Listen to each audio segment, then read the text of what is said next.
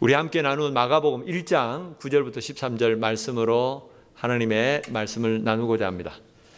유비무환이라는 말이 있습니다. 유비무환. 다들 잘 아실 것입니다. 평소에 준비를 잘 해두면 나중에 근심할 일이 없다는 말입니다. 세계에서 가장 안전한 나라 스위스.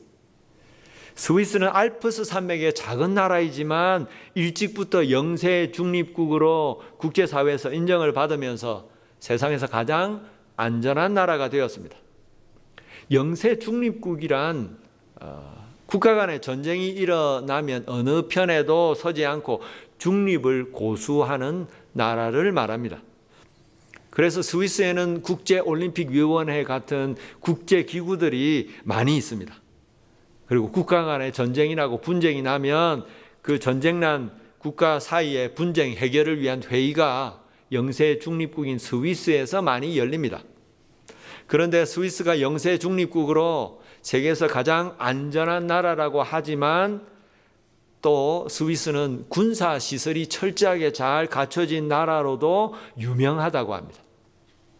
스위스는 알프스산 관광으로 유명합니다. 그런데 그 평화롭게 보이는 알프스산 지하에는 아무도 그 숫자를 정확하게 확인할 수 없는 어마어마한 포병기지가 곳곳에 그렇게 설치되어 있다고 합니다.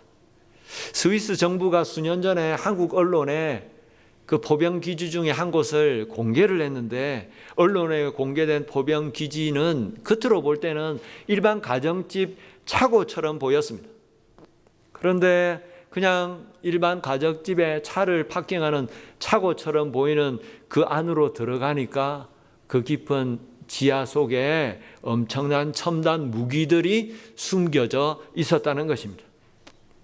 그래서 2차 세계대전 때에 유럽을 휩쓸었던 독일 히틀러도 각국을 유럽에 있는 각각 나라들을 침공하면서 스위스, 알프스 포병기지만은 그냥 지나갔다고 합니다. 괜히 건드렸다가 벌집을 쑤셔 놓을 수도 있다는 생각 때문에 그냥 그런 얘기를 하면서 가만두었다는 것입니다. 여러분, 겉으로는 세상에서 가장 평화롭게 보이는 알프스산, 그런데 그 밑에는 그 평화를 지키기 위한 철저한 준비가 되어 있다는 것입니다. 여러분, 무슨 일이든지 준비가 필요합니다. 미리 준비를 해야 맡겨진 일을 제대로 감당할 수가 있습니다. 준비를 해두면 준비한 만큼 시험 성적이 잘 나오고 준비한 만큼 우리가 제대로 맡겨진 일을 감당할 수가 있고 그렇습니다.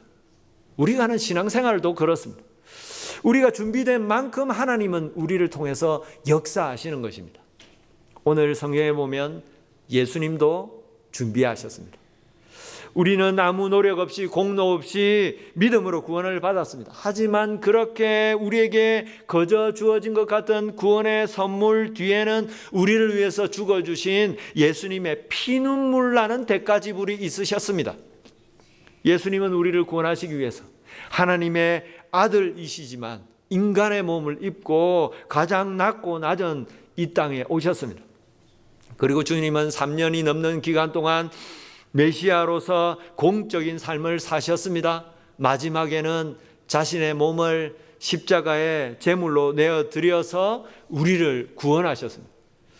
여러분, 오늘 주님은 그렇게 메시아로서의 구원 사역을 시작하시면서 이제 그 사역을 잘 감당하시기 위해서 자신을 준비하는 과정을 거치셨습니다. 예수님이 메시아로서 공적인 삶을 시작하시면서 자신을 준비하신 것은 무엇이었습니까? 어떤 모습을 주님은 준비하셨습니까? 예수님은 먼저 메시아로서 공적인 삶을 시작하시면서 세례 요한에게 찾아가셔서 물 세례를 받으셨습니다. 9절 말씀 다시 볼까요? 그때에 예수께서 갈릴리 나사렛으로부터 와서 요단강에서 요한에게 세례를 받으셨다. 예수님이 메시아로서 공적인 삶을 시작하시기 전에 성부 하나님 아버지께서는 먼저 세례 요한을 앞서 보내셔서 사람들에게 회개의 메시지를 전하게 하시고 물 세례를 베풀게 하셨습니다. 그래서 세례 요한이 베푸는 세례는 죄인들에게 베푸는 회개의 세례였습니다. 회개하라, 천국이 가까웠느니라. 그렇게 세례 요한이 회개의 메시지를 전하자 수많은 사람들이 세례 요한 앞으로 나왔습니다. 왜 나왔을까요? 회개하기 위해서 나온 것입니다. 사람들이 그렇게 하나님 앞에서 자신들의 죄를 자복하고 이제 그 죄에서 내가 돌아섭니다라는 의미로, 회개한다는 의미로 결단의 증표로 받는 것이 물 세례였습니다. 마치 우리가 손이 더러워지면 물로 더러워진 우리 손을 깨끗이 씻듯이 우리의 죄악된 옛사람, 하나님을 믿지도 않고 내 마음대로 살았던 그 옛날 옛사람을 이제 물 세례를 받으면서 그 물 속에 우리의 모든 죄악된 그 모든 것을 물 속에 다 씻어버리고 다 죽어버리고 이제 다시 예수 그리스도 안에서 새로운 사람으로 태어난다는 의미로 물 세례를 받는 것입니다. 그래서 물 세례는 죄인들이 받는 것입니다. 그런데 오늘 예수님은 메시아로서 공적인 생애를 시작하면서 요한에게 찾아가셔서 스스로 물 세례를 받으셨습니다. 여러분, 예수님께서 왜 물 세례를 받으셨을까요? 예수님은 하나님의 아들이십니다. 하나님과 동일하신 분, 한마디로 가장 거룩하시고 아무런 흠이나 죄가 없으신 분이십니다. 죄인들에게 베푸는 회개의 세례를 예수님은 그래서 받으실 필요가 없는 분이십니다. 그런데 왜 굳이 예수님은 메시아로서의 생애를 시작하시면서 스스로 세례 요한에게 찾아가셔서 물 세례를 받으셨던 것일까요? 예수님 자신이 무슨 죄가 있으셔서 자신의 죄를 씻기 위해서 물로 세례를 받으신 것이 아니라 세상에 있는 모든 사람들의 죄를 위해서 우리를 대신해서 세례를 받으신 것입니다. 자신이 죄가 있으신 것이 아니라 우리의 죄를 위해서, 죄인들을 위해서, 죄인들을 대신해서 죄인의 자리에 서신 것입니다. 구약 성경에 보면 아사셀의 염소라는 것이 나옵니다. 레위기 16장 8절부터 10절 말씀 볼까요? 8절에 두 염소를 위하여 제비를 뽑되 한 제비는 여호와를 위하여 한 제비는 아사셀을 위하여 할지며 아론은 여호와를 위하여 제비를 뽑은 염소를 속죄제로 드리고 아사셀을 위하여 제비 뽑은 염소는 산채로 여호와 앞에 두었다가 그것으로 속죄하고 아사셀을 위하여 광야로 보낼지니라. 오늘 이 말씀에 보면 이스라엘 백성들의 죄를 속죄하는 대속죄일에 두 마리의 염소를 준비를 해서 그 두 마리를 가지고 제비를 뽑았다고 합니다. 그래서 그 중에 한 마리는 하나님 앞에 우리의 죄를 대속하는 대속 제물로 잡아 드렸고 또 다른 한 마리는 살려두었다가 나중에 제사장이 그 머리에 안수를 해서 이스라엘 모든 백성들의 죄를 그 염소에게 다 전가를 하고 이제 그 염소는 이스라엘 모든 백성들의 죄를 지고 광야로 아무것도 없는 들짐승들이 우글거리는 죽을 수밖에 없는 그 광야로 내쳐 버림을 당했던 것입니다. 예수님께서 세례를 받으신 것이 그런 의미입니다. 예수님은 아무 죄가 없으셨습니다. 하지만 우리 모든 사람들의 죄를 대신해서 물로 세례를 받으신 것입니다. 메시아로서 자기 자신을 희생하는 희생의 시작을 하신 것입니다. 우리 죄를 담당하시고 십자가에서 죽으실 것을 이제 시작하시면서부터 미리 보여주시고 준비하신 것입니다. 왜 예수님께서 인간의 몸으로 오셨나? 왜 예수님께서 메시아로서 이제 사역을 시작하시는가? 모든 사람들의 죄를 대신 지시고 죽으시기 위해서 이 땅에 오셨고 모든 사람들의 죄를 대속하시고 모든 사람들을 구원하시기 위해서 이제 메시아로서의 사역을 시작한다는 의미로 스스로 요한에게 가셔서 죄인들이 받는 물 세례를 받으신 것입니다.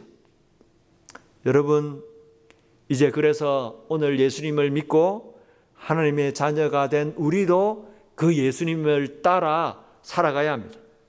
예수님과 같은 모습으로 우리는 하나님 앞에 나아가야 합니다.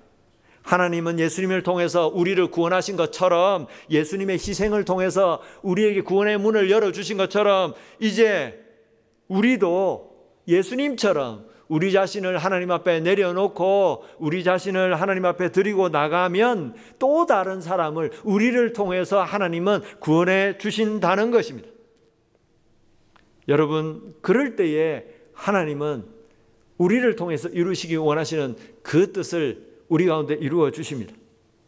그래서 주님은 분명히 우리에게 말씀하셨습니다. 요한복음 12장 24절 말씀 볼까요? 내가 진실로 진실로 너희에게 이르노니 한 알의 밀이 땅에 떨어져 죽지 아니하면 한 알 그대로 있고 죽으면 많은 열매를 맺느니라. 예수님은 자신의 이 말씀대로 죽으셨습니다. 자신이 십자가에서 자신을 들여서 스스로 죽으심으로 수많은 예수님을 믿고 구원받는 사람들이 이 땅에 생겨나게 하셨습니다. 구원의 문을 열어주시고 구원받은 백성들을 이 땅에 내놓으셨습니다. 여러분, 이제 그렇게 예수 그리스도를 따른다는 크리스찬들인 우리도 주님처럼 살아야 합니다. 예수님께서 많은 사람들을 위해서 희생하셨던 것처럼 우리도 이제는 낮은 자리로 내려가서 우리 자신을 내려놓을 때에 하나님은 또한 우리를 통해서 구원받을 사람들을 주님께로 인도하고 구원해 주신다는 것입니다. 여러분, 그래서 교회에서 먼저 믿은 우리가 먼저 우리의 생각, 우리의 자존심을 내려놓고 낮은 자리로 내려가야 합니다. 그렇게 하지 않으면 결단코 이곳에 구원의 역사가 이루어지지 않는 것입니다. 신앙이 성숙한 사람들이 먼저 우리 자신을 내려놓고 주님처럼 낮아질 때에 주님은 그곳에 새로운 구원의 역사를 일으켜 주시는 것입니다. 여러분, 오늘도 세상에서 가장 깨끗한 분이셨지만 스스로 낮아지셔서 죄인처럼 사람에게 물세를 받으셨던 그 예수님을 생각하면서 우리도 주님처럼 자신을 내려놓고 낮은 자리에 내려가서 헌신함으로 또 다른 사람들을 세우고 구원하는 저와 여러분 되기를 바랍니다. 오늘 둘째로, 주님은 어떻게 준비되셨습니까? 주님은 메시아로서의 구원의 사역을 시작하실 때에 하나님이 주시는 사랑과 은혜의 확정을 받으심으로 메시아로서의 생애를 시작하셨습니다. 10절부터 11절 볼까요? 곧 물에서 올라오실새 하늘이 갈라짐과 성령이 비둘기같이 자기에게 내려오심을 보시더니 하늘로부터 소리가 나기를 너는 내 사랑하는 아들이라 내가 너를 기뻐하노라 하니라. 예수님은 스스로 낮아지셔서 세례 요한에게 물 세례를 받으셨습니다. 죄인이 아니셨지만 죄인처럼 물로 세례를 받으셨습니다. 그런데 그렇게 요단강에서 물 세례를 받으시고 요단강에서 올라오시자 놀라운 일이 벌어졌습니다. 예수님이 물세를 받으시고 하나님께 순종하는 마음으로 그렇게 올라오시자 하늘이 갈라지고 성령님께서 비둘기같이 그 위에 임하시면서 하늘로부터 육성 같은 사람 목소리 같은 음성이 들린 것입니다. 너는 내 사랑하는 아들이라 내가 너를 기뻐하노라. 하나님 아버지의 뜻에 순종하셔서 죄인의 자리까지 낮아지시고 물세례를 받고 올라오시는 그 주님께 하나님은 은혜의 말씀을 주신 것입니다. 너는 내 사랑하는 아들이라 내가 너를 기뻐하노라. 주님 앞에 벌어진 이 일을 한마디로 뭐라고 할 수 있을까요? 은혜입니다. 하나님이 은혜 베풀어 주신 것입니다. 하나님 아버지의 뜻대로 순종하는 예수님께 하나님이 큰 은혜를 베풀어 주셔서 은혜로 이제 메시아의 사역을 시작하게 하시는 것입니다. 여러분, 은혜가 무엇입니까? 저와 여러분 언제 은혜 받았다고 합니까? 사람들은 보통 눈에 안 보이지만 하나님이 살아 계신다는 것이 마음 깊이 깨달아질 때에 은혜 받았다고 합니다. 죄인인 우리를 사랑하시는 그 하나님의 아버지의 사랑이 마음 깊이 깨달아지고 느껴질 때에 그 사랑 때문에 마음이 움직이고 감동이 되고 감격하게 될 때에 은혜 받았다 합니다. 그리고 그렇게 신앙생활을 하면서 은혜 받을 때에 사람들은 누가 하라고 하지 않아도 자발적으로 하나님 은혜에 감사하여서 하나님 앞에 헌신하고 봉사하게 되는 것입니다. 여러분, 그래서 하나님은 자신의 뜻을 이루기 위해서 사람을 택하시고 그 사람을 사용하시려고 하실 때에 가장 먼저 저들에게 은혜를 베풀어 주십니다. 하나님이 살아계신 것을 깨닫게 하시고 믿게 하시고 그 하나님이 얼마나 사랑하시는지 그 사랑을 마음 깊이 깨닫고 느끼게 하셔서 그 은혜와 사랑 때문에 감사하여서 하나님 앞에 하나님이 맡겨주신 그 일을 봉사하게 하시고 하나님 앞에 헌신하게 만드시는 것입니다. 여러분, 그래서 오늘 우리에게도 은혜가 필요합니다. 거룩하신 하나님 앞에서 우리가 얼마나 타락한 죄인인지를 깨닫는 은혜, 그런 우리를 사랑하셔서 자신의 아들 십자가에 내어주신 하나님 아버지의 사랑, 자신을 십자가에 못 박아 죽어 주심으로 우리를 구원하신 예수 그리스도의 사랑, 그 사랑을 가슴 깊이 깨닫는 은혜, 그 은혜가 필요한 것입니다. 여러분, 예수님을 믿고 믿음으로 이 땅을 살아오면서 그런 은혜를 언제 받으셨습니까? 지금도 그런 은혜 때문에 마음에 하나님 앞에 나올 때마다 감격이 되고 감사되어지십니까? 아니면 옛날에 그 은혜로 예수님을 믿게 되었는데 이제는 그 은혜 다 잃어버리고 그냥 주일마다 교회는 나오는데 믿지 않는 세상 사람들처럼 그냥 그렇게 살아가고 있지는 않습니까? 여러분, 우리에게는 은혜가 필요합니다. 하나님의 육성 같은 음성으로 주시는 그 확신의 말씀이 필요합니다. 내가 너를 사랑하노라. 하나님이 우리를 얼마나 사랑하시는지에 대한 그 은혜가, 그 깨닫는 은혜가 필요합니다. 너는 내 사랑하는 아들이다. 믿음으로 이제 너는 나의 자녀가 되었다라는 확신의 말씀이 필요합니다. 그 은혜와 그 확신의 말씀을 이제 우리에게 다시 부어주시기를 간절히 기도하기 원합니다.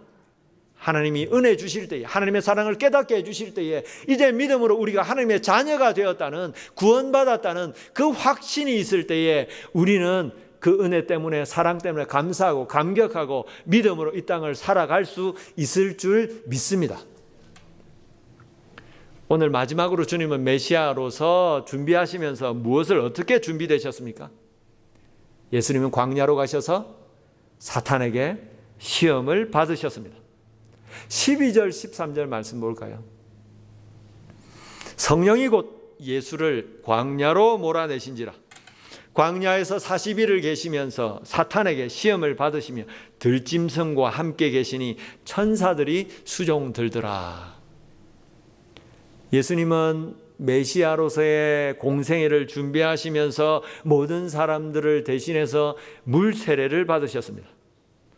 그런 예수님의 모습을 보시고 순종하는 그 모습을 보시고 하나님 아버지께서는 다시 한번 성령으로 임재하시고 하나님의 아들이다, 너는 내 사랑하는 아들이라는 육성 같은 음성을 들려주셨습니다. 그런데 그런 은혜와 확신의 말씀을 듣고 나서 주님은 광야에서 사탄에게 시험을 받으셨다고 하십니다. 여러분, 왜 은혜를 받은 이후에 얼마 있지 않아서 주님은 사탄에게 시험을 받으셨어야 했을까요? 사탄은 결코 우리가 은혜 받는 것을 좋아하지 않기 때문입니다. 사탄은 예수 그리스도께서 그렇게 은혜롭게 구원의 사역을 시작하는 것을 결코 그냥 내버려 둘 수가 없었습니다.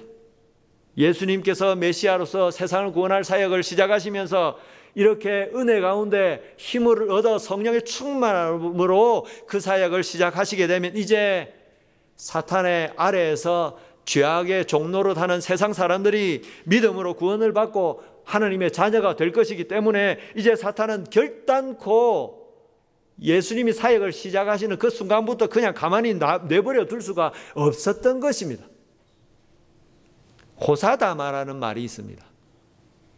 좋은 일에 방해가 되는 일이 많다는 것입니다. 글자 그대로 하면 좋은 일에 마가 많다. 옛날 사람들 마가 끼었다, 뭐 그런 얘기를 하는데 좋은 일이 많으면 마가 많다, 마귀가 많다는 말입니다. 우리가 하는 신앙생활이 그렇습니다. 모처럼 부흥회에 참석했는데 하나님이 은혜 주셔서 하나님 앞에 그동안 지었던 죄, 내가 이런 죄, 이런 잘못을 저지르면서 살아왔구나. 그 죄악과 잘못을 깨닫게 해주시면 눈물을 흘리면서 회개하게 됩니다. 그러면 내 마음에 내 죄를 위해서 죽어주신 예수님의 십자가 사랑에 대한 감격이, 감사가 나를 용서해 주셨다는 그 확신이 들고 그렇게 하나님 앞에 기쁘고 감사하면서 결단하게 됩니다. 이제 다시는 이런 죄를 범하지 말아야 되겠다. 이제는 정말 믿음으로 하나님 앞에 하나님이 기뻐하시는 삶을 살아야 되겠다. 거룩하게 살아야지. 그런 결단을 하고 자리를 일어납니다. 여러분, 그런데 그렇게 부흥해서 큰 은혜를 받고 집에 돌아가면 꼭 그런 날 이상하게도 마음이 상하는 일이 생깁니다. 짜증이 나는 일이 생기고 화가 나는 일이 생깁니다. 아무것도 아닌 그 말 한마디에 마음이 상하고 그렇게 내가 다시 믿음으로 거룩하게 살아야 되겠다고 그렇게 결심을 하고 왔는데 괜한 일에 한순간에 화가 나서 하나님 앞에 받았던 은혜 다 쏟아버리는 경우가 많습니다. 왜 그럴까요? 사탄이, 마귀가 우리를 그냥 내버려 두지 않기 때문입니다. 하나님은 어떻게 해서든지 우리에게 은혜 주시기를 원하십니다. 날마다 순간순간 은혜 주셔서 믿음으로 이 땅을 거룩하게 정말 하나님이 기뻐하시는 삶으로 살아가기를 원하십니다. 하지만 반대로 하나님을 배반하고 하나님을 거역하는 사탄은 우리가 그렇게 은혜 받고 믿음으로 잘 살아가는 것을 견디지를 못합니다. 그래서 사탄은 어떻게 해서든지 하나님이 은혜 주실 때에 은혜 받은 우리를 넘어뜨리려고 역사합니다. 사탄은 에덴 동산에서부터 그랬습니다. 하나님은 처음 사람 아담과 하와를 창조하시고 그 에덴 동산에서 생명나무의 열매를 따먹고는 영원히 에덴 동산에서 그렇게 평안하게 하나님의 영광을 위해서 살아가게 하시려고 만드셨습니다. 하지만 사탄은 어떻게 했습니까? 그런 아담과 하와를 꾀워서 하나님이 따먹지 말라고 하는 선악을 알게 하는 나무의 열매를 따먹게 하고 죄를 짓도록 하고 에덴 동산에서 그렇게 쫓겨나서 죄악의 종노릇하면서 죽을 수밖에 없는 운명으로 살아가게 했습니다. 여러분, 지금도 사탄은 그래서 타락한 이 세상 사람들을 구원하시려는 하나님의 계획을 그냥 가만두지 않고 계속해서 회방하고 방해하는 것입니다. 그래서 믿음으로 하나님의 자녀가 된 우리 크리스찬들은 하나님께서 은혜 주시고 우리의 마음을 감동시켜 주실 때에 특별히 조심해야 합니다. 하나님이 은혜 부어주셔서 내 마음이 믿음의 사람으로 온전해질 때에 영적으로 깨어서 조심해야 하는 것입니다. 마귀가 그때는 화가 나서 우리를 그냥 분명히 가만두지 않을 것이기 때문입니다. 우리를 넘어뜨리려고 시험할 것이 분명하기 때문입니다. 여러분, 그런데 오늘 이 말씀을 보면 우리가 한 가지 꼭 기억해야 할 것이 하나 더 있습니다. 사탄이 주는 그런 유혹과 시험마저도 하나님의 손 아래에 있다는 것입니다. 다시 한번 12절 볼까요? 12절 말씀. 성령이 곧 예수를 광야로 몰아내신지라. 여러분, 예수님은 광야로 가셔서 사탄에게 시험을 받으셨습니다. 그런데 광야로 몰아내신 분이 누구라고 합니까? 성령 하나님이시라고 하십니다. 사탄에게 시험을 받게 되는 광야로 예수님을 이끌어 가신 분은 아이러니컬하게도 성령 하나님이시라고 하십니다. 성령 하나님께서 예수님을 광야로 몰아내셨다고 하십니다.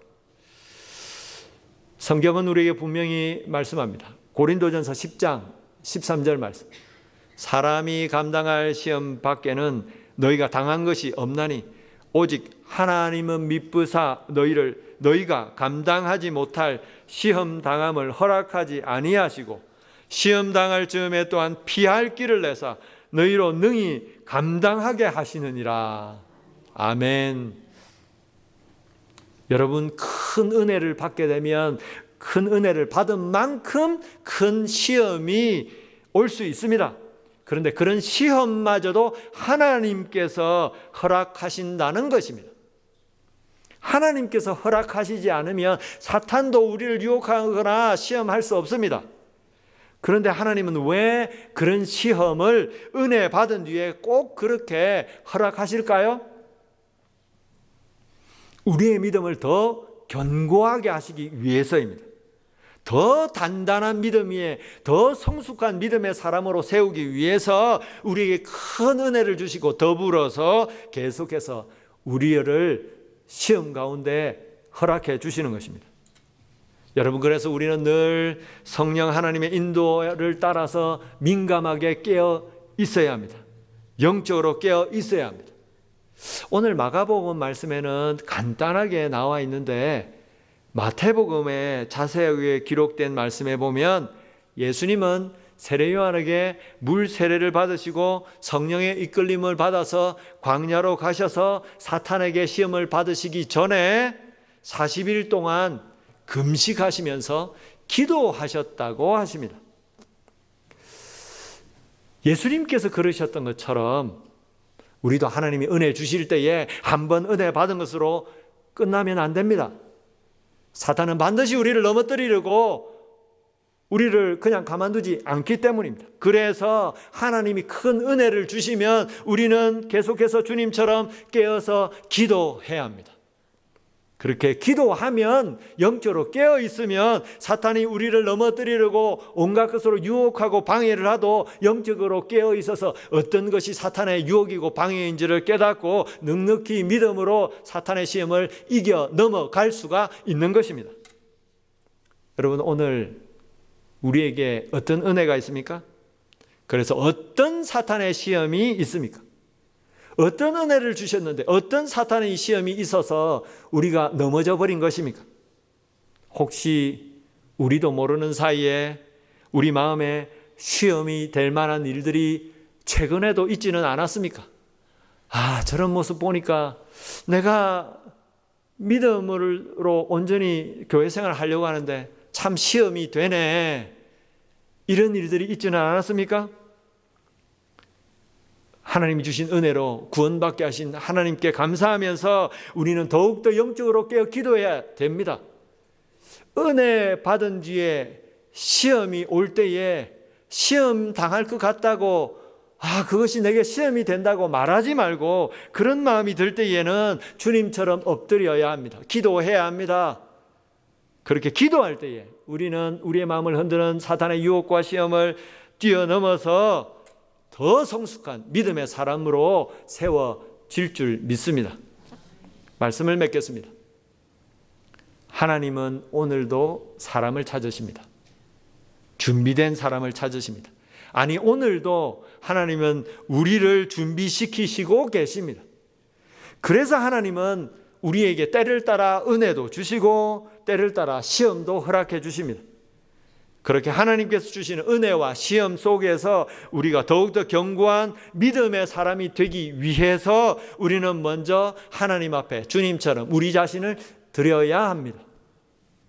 하나님께서 기뻐하시는 일에 우리 자신을 드리고 헌신하고 순종할 때에 하나님은 분명히 그 일을 감당할 수 있는 큰 은혜를 우리에게 주실 것입니다. 그렇게 큰 은혜로 사탄의 시험을 뛰어넘고 확실한 믿음의 사람으로 우리를 준비시켜 주실 것입니다.